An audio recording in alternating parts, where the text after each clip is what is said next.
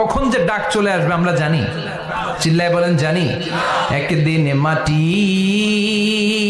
ভেতরে হবে ঘরে মন আমার, কেন বাঁধো দালান ঘরে মন আমার, কেন বাঁধো দালান ঘর। প্রাণ পাখি উড়ে যাবে পিঞ্জর ছেড়ে,